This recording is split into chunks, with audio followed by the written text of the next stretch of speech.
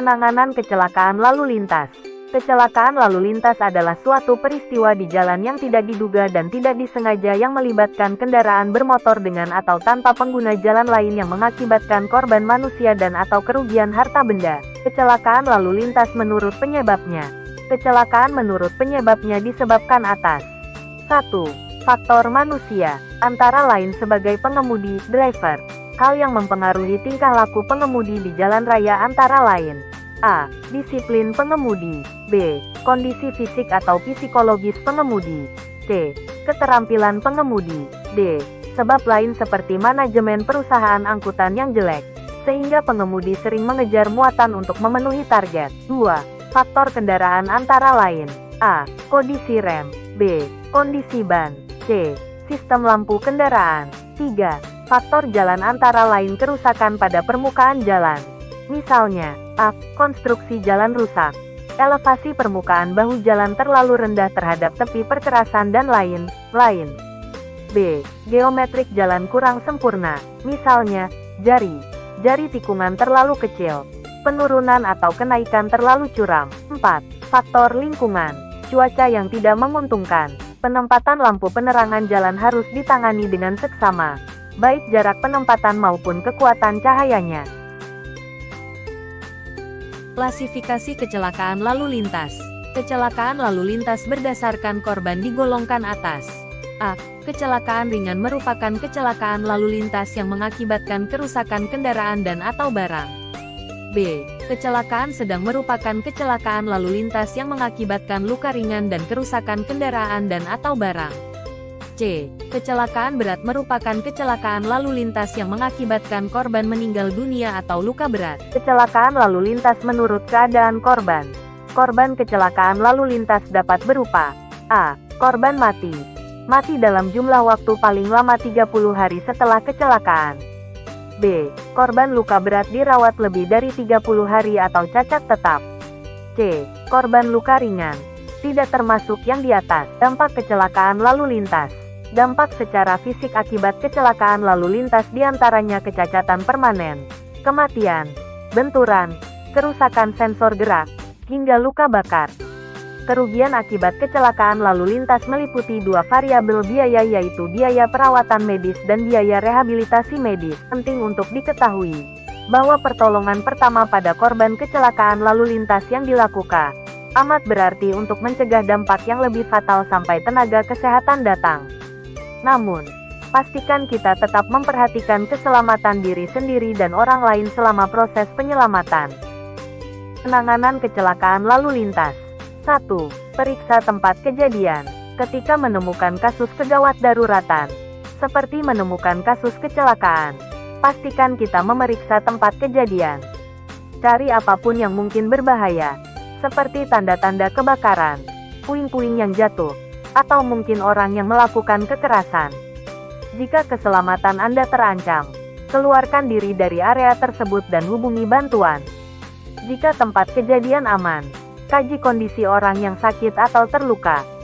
Jangan pindahkan mereka kecuali Anda harus melakukannya untuk melindunginya dari bahaya. 2. Hubungi bantuan medis segera. Ketika menemukan orang yang terluka dan membutuhkan perawatan medis darurat, lakukan panggilan telepon ke nomor 112 atau nomor layanan gawat darurat di rumah sakit terdekat.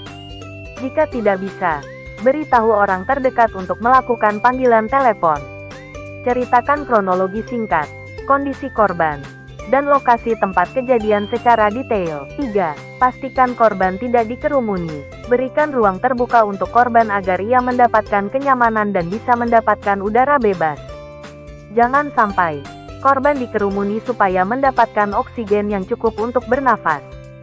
Sambil menunggu pertolongan medis datang, sebaiknya Anda memastikan orang yang terluka tersebut tidak sendirian dan cobalah untuk membuatnya tetap tenang. 4. Jangan pindahkan korban jika mengalami cedera dalam.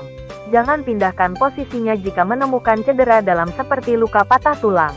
Hal tersebut hanya berpotensi memperparah cedera. Jika Anda memiliki keterampilan pertolongan pertama dasar, cobalah untuk mengobati cedera yang berpotensi mengancam jiwa yang mereka miliki. Namun jika tidak, Anda cukup mencegah adanya gerakan dengan menggunakan pakaian atau perban di sekitar tulang belakang atau patah tulang.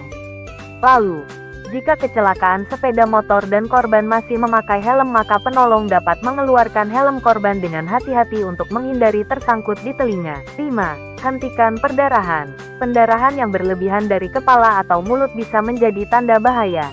Cara menghentikan perdarahan pada korban kecelakaan lalu lintas yang dapat dilakukan antara lain: periksa apakah ada pendarahan dengan berlutut di samping korban. Jika terdapat perdarahan, tekan dan tutup bagian luka sehingga korban tidak kehabisan darah. Gunakan perban kalau Anda membawa kotak P3K. Namun jika tidak ada, sahabat Mika bisa menggunakan pakaian bersih sebagai alternatif perban biasa. Jika terdapat darah yang masih mengalir, ikat bagian atas luka dekat jantung dengan sehelai kain. Pastikan korban dalam posisi yang nyaman. 6. Atasi syok pasca kecelakaan. Kenali tanda-tanda syok pasca kecelakaan seperti wajah yang memucat, dingin, berkeringat, dan terlihat kesulitan bernapas hingga denyut nadinya melemah. Hal ini menandakan tubuhnya sudah kehilangan lebih dari 20% dari darah atau suplai cairan tubuh akibat perdarahan yang dialaminya. Adapun cara yang dapat dilakukan untuk mengatasi syok antara lain: A. Longgarkan ikat pinggang dan kancing kerah baju agar peredaran darah kembali lancar. B. Baringkan korban dalam posisi rata. Tinggikan kaki sekitar 30 cm. Tetapi, jangan mengangkat kepalanya. C. Pastikan korban tetap hangat untuk menghindari hipotermia. D. Hindari memberikan cairan kepada orang tersebut melalui mulut, terutama jika ia tidak sadarkan diri.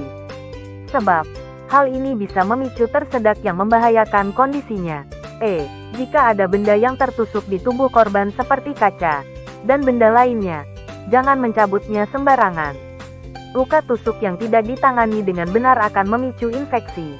F. Jika menemukan luka tusuk yang dalam di dada, segera tutup dengan tangan atau dengan balutan yang tidak memungkinkan udara mengalir. Tujuannya untuk meminimalisir paru-paru mengempis. Tetapi jika korban bertambah sesak ketika luka tusuk di dadanya ditutup, buka penutup. 7. Selalu periksa respon pernapasan dan denyut nadi korban. Ketika mengalami kecelakaan lalu lintas, korban bisa tidak sadarkan diri dan mengalami henti napas.